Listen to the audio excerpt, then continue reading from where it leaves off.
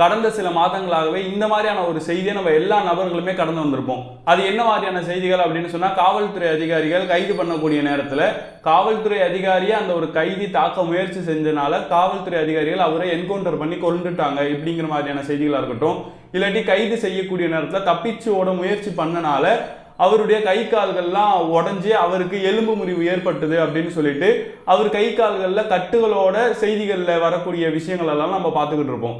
இந்த மாதிரியான விஷயங்களை பார்க்கக்கூடிய நமக்குமே இப்போ நம்ம எப்படி ஆயிட்டோம் அப்படின்னு சொன்னால், யாராச்சும் ஒருத்தவங்க ஒரு குற்ற செயலில் ஈடுபடுறாங்கன்னா உடனே அந்த ஒரு வீடியோக்கு கீழே நம்ம என்ன மாதிரியான கமெண்ட்ஸ் பண்றோம் அப்படின்னா, இவரும் சீக்கிரமா கொண்டுட்டு போய் பாத்ரூம்ல வலிக்கி விழ செய்யுங்க, இவரையும் கூட்டிட்டு போயிட்டு ஒரு மாவு கட்டை போட்டு விடுங்க அப்படின்னு சொல்லிட்டு பொதுமக்களை இன்னைக்கு இந்த மாதிரியான ஒரு வன்முறைக்கு எல்லா நபர்களுமே உற்சாகப்படுத்த ஆரம்பிச்சிட்டோம். ஆனா இது சம்பந்தமாக 27ஆம் தேதி 9ஆம் மாசம் 2024 உயர்நீதிமன்றத்தினுடைய மதுரை கிளை இருக்குல்ல, இந்த இடத்துல ஒரு வழக்கு நடக்குது. இந்த ஒரு வழக்குல நீதிபதி இது சம்பந்தமா சில விஷயங்களை சொல்லியிருக்கிறாரு. இந்த இடத்துல இந்த நேரத்துல இந்த விஷயத்தை நாம சிந்திச்சு பார்க்கணும். என்ன விஷயம் அப்படின்னு சொன்னா, A Guruvammal vs the commissioner of police Madurai city and others அப்படின்னு சொல்லக்கூடிய ஒரு வழக்குல நீதிமன்றம் என்ன சொல்லியிருக்குங்கிறத நம்ம தெரிஞ்சுக்கணும். இந்த ஒரு வழக்கு எதன் அடிப்படையில் இருக்கு அப்படின்னு சொன்னா, குருவம்மாள் அப்படின்னு சொல்லக்கூடிய ஒரு லேடி இருக்கிறாங்க, ஒரு வயசான லேடி. இவங்களுடைய மகனை, அதாவது முருகன் அப்படின்னு சொல்லக்கூடிய இவங்களோட மகனை காவல்துறை அதிகாரிகள் மப்டியில 10 வருஷத்துக்கு முன்னாடி தேடி வந்திருக்காங்க.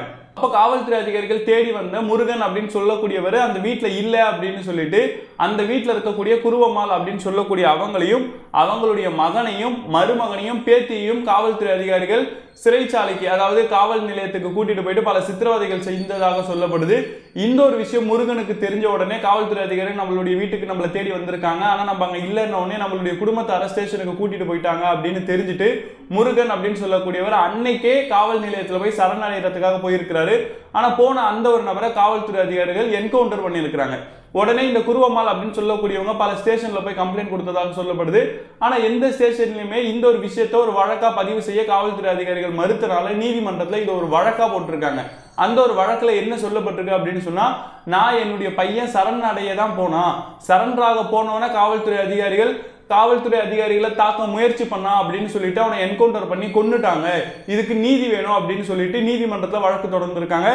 கிட்டத்தட்ட 10 வருஷங்களாக இந்த ஒரு வழக்கு நீதிமன்றத்தில் விசாரணைக்காக இருந்திருக்கு. அப்ப இந்த நிலையில தான் காவல்துறை அதிகாரிகள் என்ன சொல்லியிருக்காங்கன்னு சொன்னா, காவல் நிலையங்களில் நடக்கக்கூடிய மரணத்துல அங்க அந்த பாடியை போஸ்ட்மார்ட்டம் பண்ணணும், பிரேத பரிசோதனை செய்யணும்னு சொன்னா நீதிபதியோட முன்னாடி தான் செய்யணும்னு ஒரு ரூல் இருக்கு. ஆனா இந்த ஒரு ரூலுமே என்னுடைய மகன் விஷயத்துல பின்பற்றப்படல அப்படின்னு சொல்லிட்டு வழக்கு தொடர்ந்திருக்காங்க. இந்த ஒரு வழக்கு 10 வருஷங்களாக நீதிமன்றத்தில் விசாரணைக்குள்ள இருந்திருக்கு.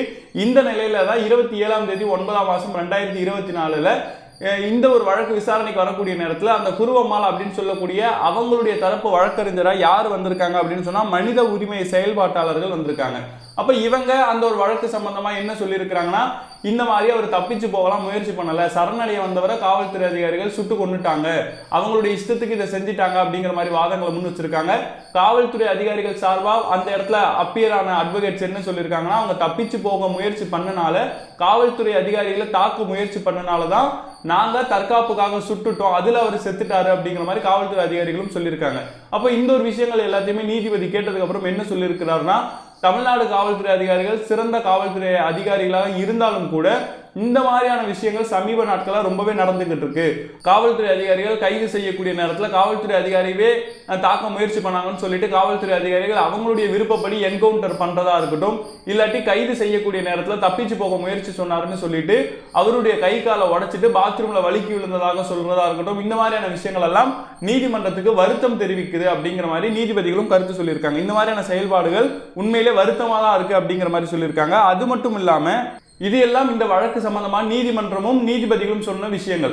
இது ஒரு பக்கம் இருக்கட்டும், இந்த இடத்துல நாம பொதுமக்களா இருக்கக்கூடிய நம்ம சில விஷயங்களை யோசிச்சு பார்க்கணும். யாராச்சும் ஒருத்தவங்க தப்பு பண்ணக்கூடிய வீடியோ வருது, இல்லாட்டி காவல்துறை அதிகாரியை ஒருத்தர் எதிர்த்து பேசுறாரு அப்படின்னு சொன்னா, இந்த ஒரு வீடியோ சோசியல் மீடியால வரக்கூடிய நேரத்துல பொதுமக்களா இருக்கிற நம்ம என்ன கருத்து சொல்றோம்னு சொன்னா, இவரை உடனே காவல்துறை அதிகாரிகள் கைது பண்ணி பாத்ரூம்ல வழுக்கி விழ செய்ய வாழ்த்துக்கள் அப்படின்னு சொல்லிட்டு எல்லாம் போஸ்ட் போடுறோம்ல, இந்த இடத்துல நம்ம யோசிச்சு பார்க்கணும், ஏன் இப்படி ஒரு புத்தி நமக்குள்ள வந்திருக்குன்றத நம்மள நம்மளே கேள்வி கேட்டுக்கணும். இந்த மாதிரி ஒருத்தர் தப்பு பண்றாருன்னு சொன்னா அவர் கைது பண்ணி சட்டப்படி நடவடிக்கை எடுக்கிறது சிறந்ததா, இல்லாட்டி அவர் அத்துமீறி பேசுறாரு, குடிச்சிட்டு பேசுறாரு அப்படிங்கிறதுக்காக அவர் பேசுறது காவல்துறையை எதிர்த்து அப்படிங்கறனால, இல்லாட்டி பொதுமக்கள் கிட்ட ஏதாச்சும் ஒரு பிரச்சனையில் அவர் ஈடுபடுறாருன்றதுக்காக அவரை கூட்டிட்டு போய் அவருடைய கை காலை உடைங்கன்னு சொல்ற அளவுக்கு நம்மளுடைய பிரெயினே இன்னைக்கு மாறி போயிருக்குன்னா அது எதனாலன்றதை யோசிச்சு பாருங்க. அதே நேரம் காவல்துறை அதிகாரிகள் யாராச்சும் ஒரு குற்றவாளியை தேடி செல்லக்கூடிய நேரத்தில் அந்த ஒரு குற்றவாளியை காவல்துறை அதிகாரிகள் என்கவுண்டர் பண்ணிட்டாங்கன்னு சொன்னா சட்டம் கிடைச்சிருச்சு, ஜஸ்டிஸ் கிடைச்சிருச்சு, எல்லாருக்குமே இனி இந்த மாதிரியான தண்டனைகள் தான் கொடுக்கப்படணும், அப்பதான் நாட்டில் குற்றங்கள் குறையும் அப்படின்னு சொல்லிட்டு நம்ம பேசுறோம். இதுல உண்மையிலே உண்மை இருக்கா அப்படின்னு யோசிச்சு பாருங்க. உண்மை இருந்தா பிரச்சனை இல்லை, ஆனா எல்லா விஷயங்களும் இப்படி ஒரு முடிவை நம்மளால எடுக்க முடியுமா? காவல்துறை அதிகாரிகள் சுட்டுட்டாங்கன்னு சொன்னா அவர் தான் குற்றவாளி ஆயிட்டாருன்னு நம்மளால முடிவா உறுதியா சொல்லிட முடியுமா? இல்லாட்டி காவல்துறை அதிகாரிகள் கூட்டிட்டு போகக்கூடிய நேரத்தில் பாத்ரூம்ல வலிக்கி விழுந்து அவருடைய கை கால் உடஞ்சிருச்சுன்னு சொல்றாங்கன்னா இதை நம்ம எல்லாருமே ஏத்துக்கிட்டு இதுக்காக நம்ம சந்தோஷப்படுறோம்ல. இதே விஷயங்கள்ல இதே இடத்துல நீங்க இருந்தா எப்படி யோசிப்பீங்கன்னு யோசிச்சு பாருங்க.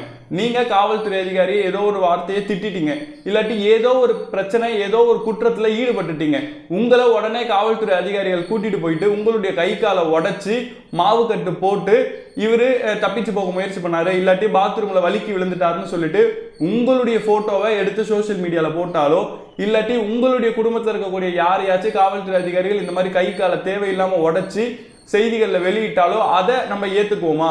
ஆனா அதை பார்க்குற பொதுமக்களும் என்ன நினைப்பாங்க, ஓ இவன் ஏதோ பண்ணியிருக்கான் போல அப்படின்னு எடுத்துக்குவாங்க. ஆனா நமக்கு தான் தெரியும் நாம இந்த இடத்துல எந்த விதமான பிரச்சனையும் பண்ணல, காவல்துறை அதிகாரிகள் அத்துமீறி இதை செஞ்சிருக்காங்க அப்படின்னு நம்ம யோசிப்போம்ல.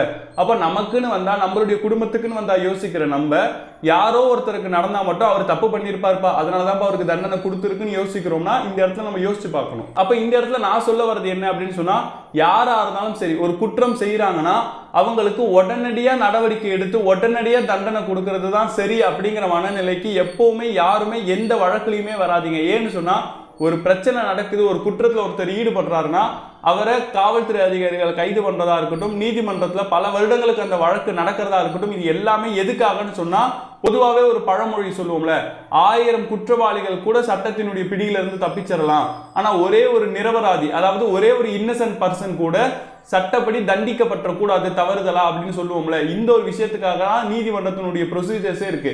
எத்தனை குற்றவாளிகள் வேணாலும் தப்பிக்கலாம், ஆனா குற்றம் செய்யாத ஒருத்தர் எந்த ஒரு நேரத்திலும் யார்கிட்டையும் பாதிச்சிடக்கூடாது, அவரே சட்டம் தப்பா தண்டிச்சிடக்கூடாதுங்கிறதுக்காக தான் நீதிமன்றங்களா இருக்கட்டும், காவல் நிலையங்களா இருக்கட்டும், விசாரணைகளா இருக்கட்டும், அதுக்காக எடுத்துக்கக்கூடிய நேரங்களா இருக்கட்டும், இது எல்லாமே இருக்குன்றதை தெரிஞ்சுக்கணும்.